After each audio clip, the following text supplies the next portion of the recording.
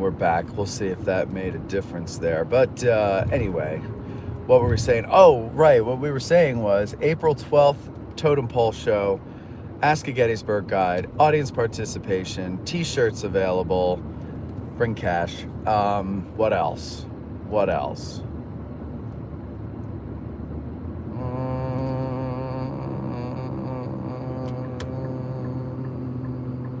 Oh, yes, for historians. And an interactive exercise with the audience that we think would be good. So we don't need more people for this, but we would like more people for this so that we could really drive the point home in this little exercise. So we hope to see you there. So we're driving on the first day's battlefield. Babra's back, first one in once again, Babra. All right, and it doesn't, okay, whatever. I'm looking, so I see numbers here, right, that give me statistics, and it should show, okay, now Semper Fi is back, so it should show 2 people are in, but it shows 0 people are in. Up 3, Matt Kelly's back, so it should show 3, it doesn't show that. I'm going to not bother looking at that. Something is off today, and that's fine. Matt Gillespie's back, all right, Mr. Gutty back, all right, good, everybody's back. Please like and share, ladies and gentlemen. Like and share. Let's get some views here. You could share it on in the Addressing Gettysburg private forum if you're a member. You could share it on whatever. Share it on a Gettysburg page. You know, one of the big ones. If they let you. If they don't like you doing that, then don't do that. I certainly don't appreciate when people share other shows on my show's page, but I let it go because I don't want to look petty. But I don't like it. I wouldn't. Necessarily, I would hope people would do that with our show, but I never see it. So,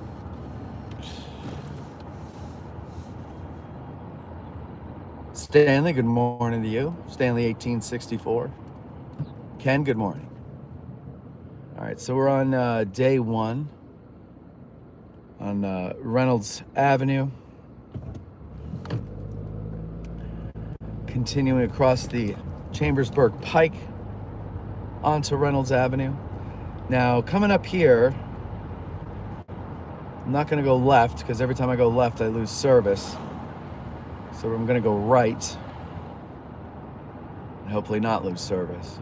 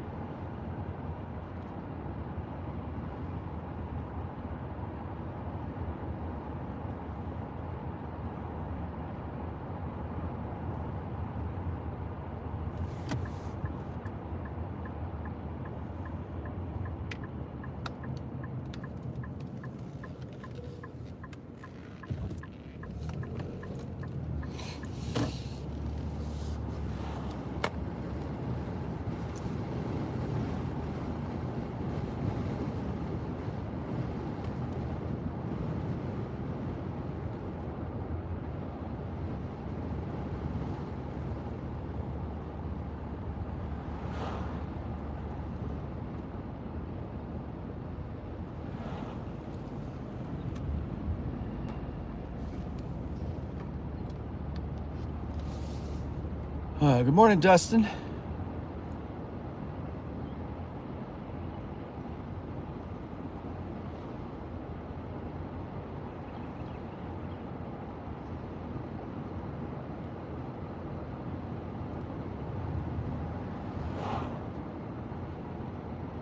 The weather this week is supposed to be nice.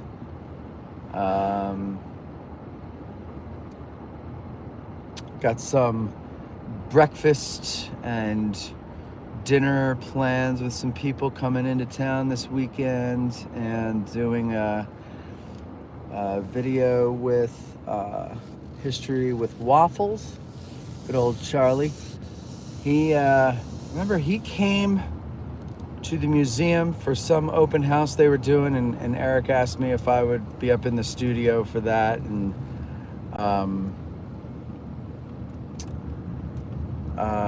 so people came up to see that, and Charlie came up. I don't believe he had ever heard of the show. He was just coming through, and we just got to talking. He was a very nice guy, and so we stayed in touch. And I had him on the show on AG Today a few, I don't remember if it was weeks or months later, but he came up and we did the show, and he's got a very good channel going now. Not because of the show, it's because of the work that he does. He does good work. Semper Fi says, Matt, how long do you anticipate the live podcast is at the totem pole? We've got about 2.5 hours of time, because they have to put in a little intermission. And, so Billy's given 15 minutes at the start to kind of warm you all up. And then we start, and we've got about an hour and a half to do all of our stuff. Maybe hour 45, a little more. They're not like Nazis about it, but I don't want to make people sit for that long. But he said that, at least with the theater people, they're used to 2.5 hour performances, because that's what plays do. So,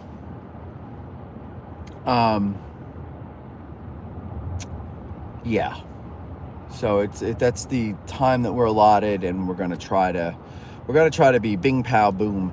The topic is a general overview of the battle. So we've got 3 days to get through. We really can't get bogged down earlier, and I really want to get to the audience, and I hope that you guys are full of questions, because I think maybe that will encourage some of the newbies to get up and ask a question as well. So yeah.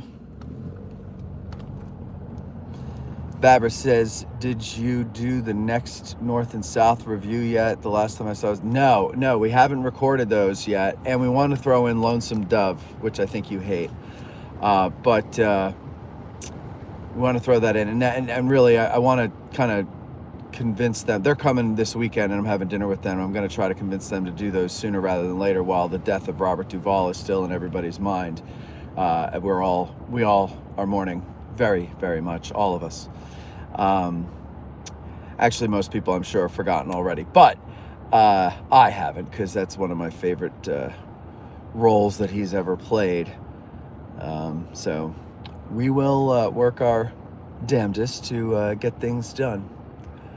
But it's shaping up to be an interesting year. I do believe. I do declare. We're going to have a good year, I do declare. There's some clouds in the sky, I do declare. Michael, you don't need to keep saying, I do declare.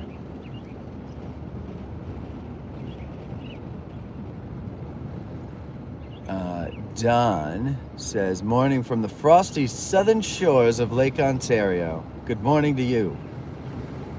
Sorry to hear about the frost.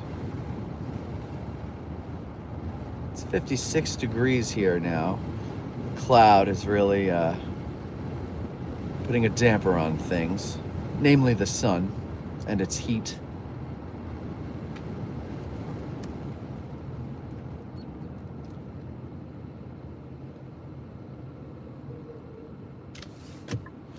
Don says, Bing Pow Boom is my favorite at Pickett's Chinese Buffet.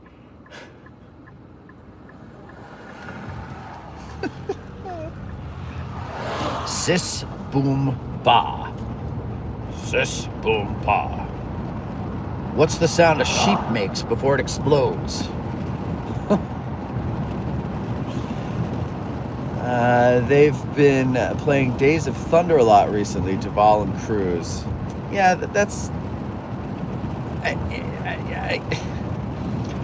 Well, I guess they're playing all of his stuff, so you got to get it all in there. But, I mean, like, he doesn't even say that's one of his good performances. It's Augustus McCrae.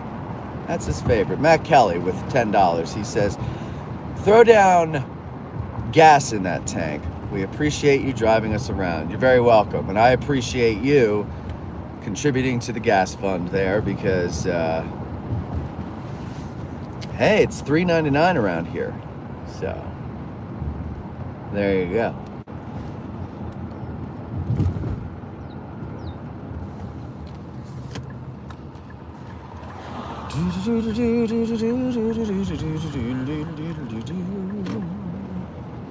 Karen says, good morning. Was just at the battlefield Saturday. Always enjoy watching your battlefield drives. Thank you very much, Karen. And Don says, wow, we really dodged a bullet. Tom Cruise could have been in Gods and Generals. Oh, are you kidding me? Oh, Gods, Generals, and Movie Stars. Sorry, I should have finished your comment. Semper Fi with another $10 says, agreed, gas funds. Thank you, thank you.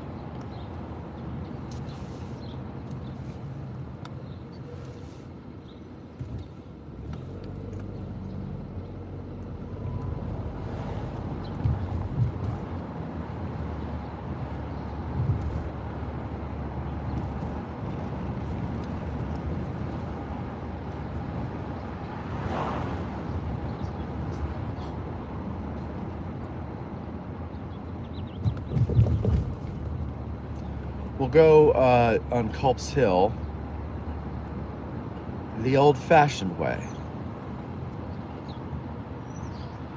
Good morning, Six Questions Lens.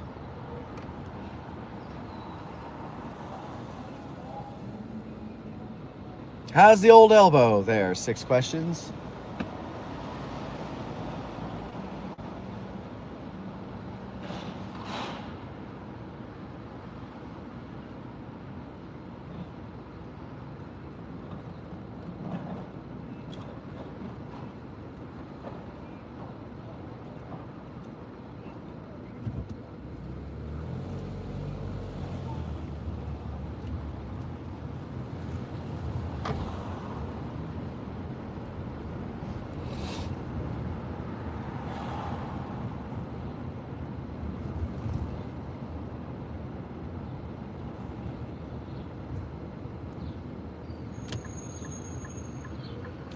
Mike, you, I think you said that you have a date for your guide exam, for your, what is it, oral exam, and I believe you told me, but I forget it. Could you remind everybody what your date is? Because I know people are always asking, and I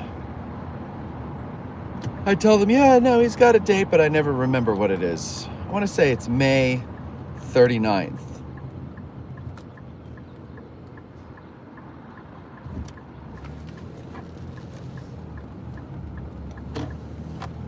Here we go. Hope we don't lose service.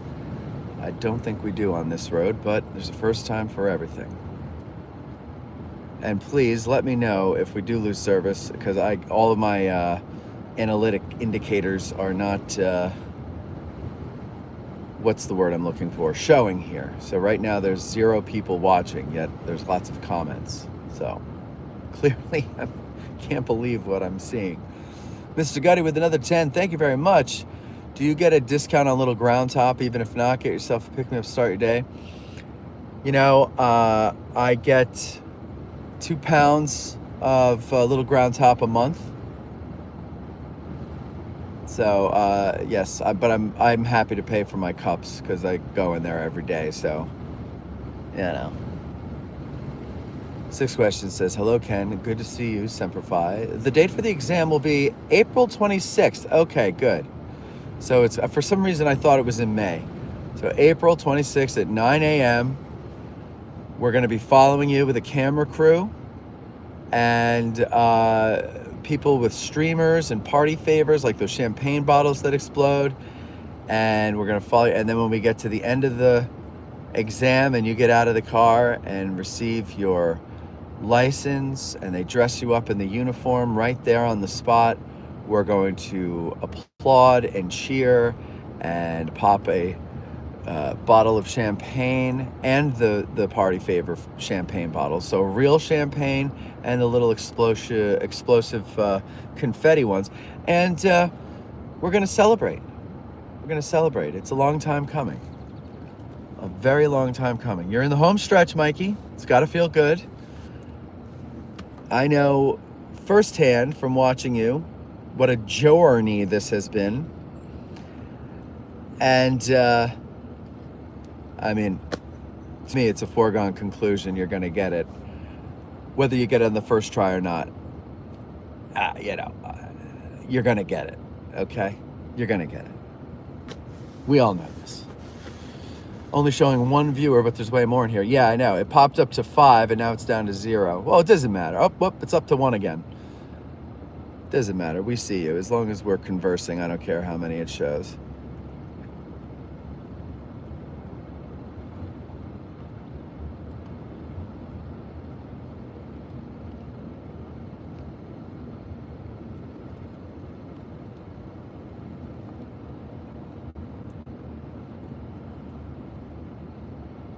Semper Fi says, just don't wear your beaver pelt hat, Mike.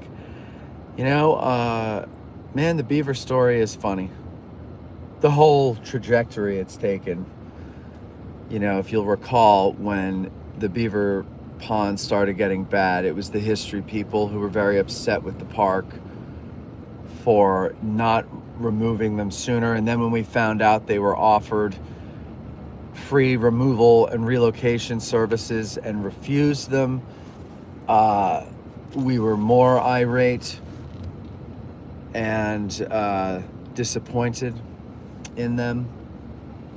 And then, you know, the nature people who use the park for purposes other than what it was intended started to yell for us to shut up and sit down, like during COVID. Same people too. And we didn't. We still bitched. But eventually we were like, you know what? I just saw a flash. Did I lose service? I'll keep talking. Eventually, it's, you know what? The beavers are here because we're on the adult side of the argument. So the beavers are here, and they're going to stay until they're not here anymore. So, okay, we've said our piece. They're not doing anything. Okay, move on with life. And I learned to enjoy the serenity of going down to the lake and looking at the nature, listening to it when there were no buses or cars driving by on the road behind me. But to me, the lake it's not the beavers in and of themselves. It's not the lake in and of themselves that is the problem to me. And I think most other history people will agree with me here, that it is more of a problem. It's more, I should say, the problem is more that it's a symbol of neglect and maybe you want to, whatever you want to put in there, incompetence or an unwillingness to do their job. And it, among other visible signs of things not being kept up, break our hearts, which angers us. And so we don't like to see it. And so the big glaring middle finger to the American public has always been the beaver pond. In our minds, or in my mind, I should say. I'm not speaking for everybody, I'm speaking for me. I see the beaver pond as a middle finger from the Park Service, because it's not like they didn't know people didn't want it. It's not like they weren't offered removal. They chose to go against their purpose and let this thing fester and grow. And that is what aggravates me about it more than anything. The lack of respect for the American public's opinion and desire. And so, now, however, if we're following the story along here, now, after the history people kind of calmed down and accepted it, now an order comes down from Washington, get rid of that effing pond. And the people who told the history people to sit down and shut up are irate. Now the shoe is on the other foot, or as I said yesterday on Facebook, to quote the great Michael Scott, well, how the turntables. And now it is they who are upset and angry with the government. and they're blaming the park here. In defense of the park here, they're fighting it, or were fighting it, dragging their heels, whatever, trying to get it reestablished as some wetlands or something like that, so that it can be protected and they don't have to remove the beavers. That is Washington. That is not the local park service that is doing this. As I understand it, it was the local park service that decided to keep the beavers here. So, like, direct your anger where you want to direct it. It's funny because we just want to get angry in this country, which really means, like, we've got it really good. If we can get angry and fight with each other over this stupid, trivial nonsense, we've got it good in this country. We have to create problems. We have to create strife in our minds because we've got a pretty cushy life here.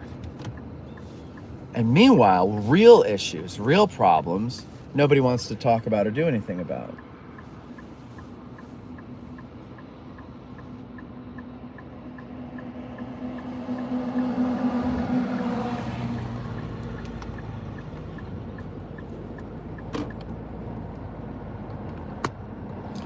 Yeah, Tim, you point out not only neglect, but against their mandate. So it's a middle finger to the living American people, and it's a middle finger to the people who established the park and the veterans they established it for.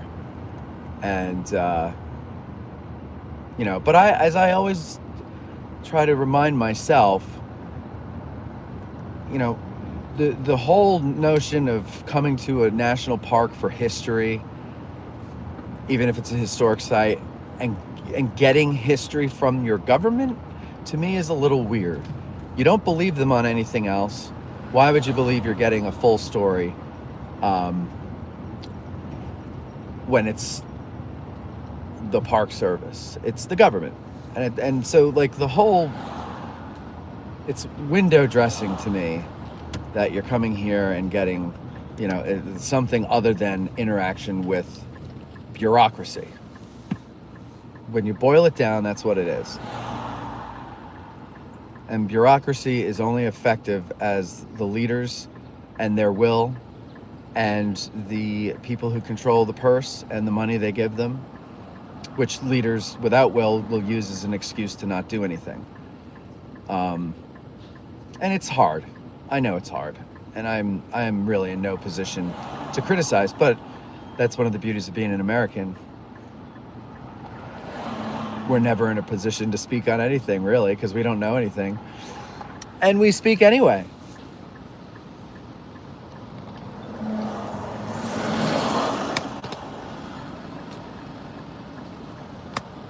I gotta get a better mirror. Matt Gillespie, 6Q, are the LBG uniforms issued or do you have to buy them? I think they have to buy them. Francis says, okay, good. Do they pick a topic or do you? I can. We'll find out, hopefully. Francis, generic 2-hour tours in Coles Hill, low today. 6 no way that they give you a uniform. You're buying it all. Yeah. No, you have to buy it all.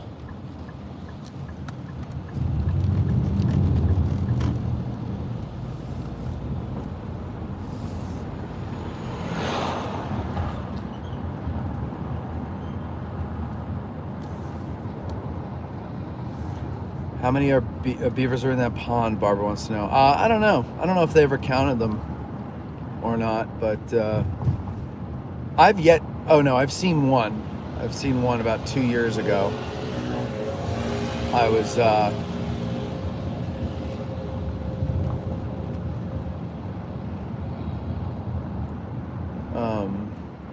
down there and one like crawled up into the lodge or out of the lodge or on the lodge. He was on top of the lodge and he was going around the far side of it, so I only saw him for a split second. But that was it. I do like the blue herons that are there.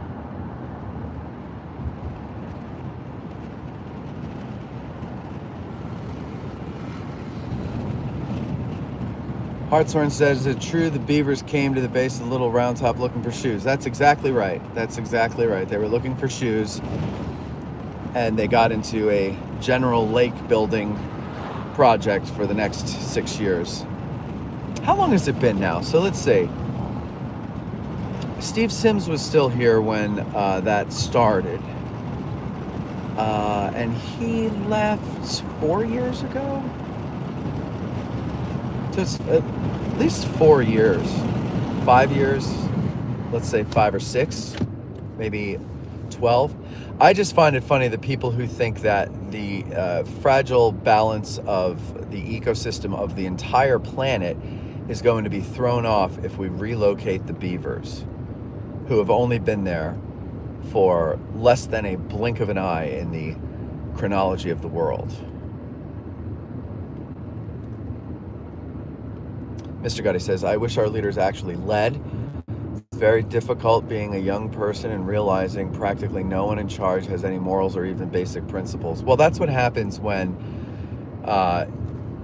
it becomes a lifelong career move for you. Like, you don't have term limits for Congress. You know, you can have a job in a bureaucracy and fail your way up. How many times do we see that where somebody does something horrendous in one location and then they're transferred with a promotion to another? Man, what a sweet deal that is. And also, when you don't have to like actually show results for the public, like the public's the last concern that you have. Like, yeah, of course you're not gonna be a leader. What are you leading? Who cares? It's sad. But, you know, I think if you go at any point in time, let's be fair to our time, if you go to any point in time, the vast majority of people were not leaders. I think that's why Lincoln was so hated, because he was a real leader. And I find that when genuine people interact with, what do they call them? The kids call them today NPCs, non-player characters. You know, like in the video games, it's those characters that are just kind of walking around as like scenery, but you can't interact with them, and you know, they're not even players. They're just kind of there to be seen. That's, you know, the vast majority of people. So like when you have a real, like a genuine person that interacts with them, they tend to be hated, not by a lot necessarily, but by a very loud and unhinged group of people who are not genuine. And it's the genuine person who's going to expose the ingenuine, what is it? What is the word? Ingenuous person? The phony. And it's not because the genuine person is going to pull the mask off the phony like at the end of Scooby-Doo. It's because the genuine person is going to be themselves, and then people will just juxtapose them naturally to the phony on the other side of the room. And yeah, that's how, like, when some people say, you know, you're doing something right when they hate you, like that's what they're talking about, I think. Warren Paul. It's easily 5 years now. Yeah, I thought so. It's been quite a while.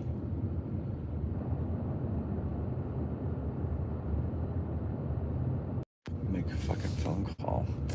Did I just lose you? Because I have a phone meeting that I forgot about, and I gotta call the guy back. Let me go and do that now. I'm just gonna stop at Bantam anyway, so it's not like you're missing much more of the trip here. Gotta go, folks. I'll talk to you next time.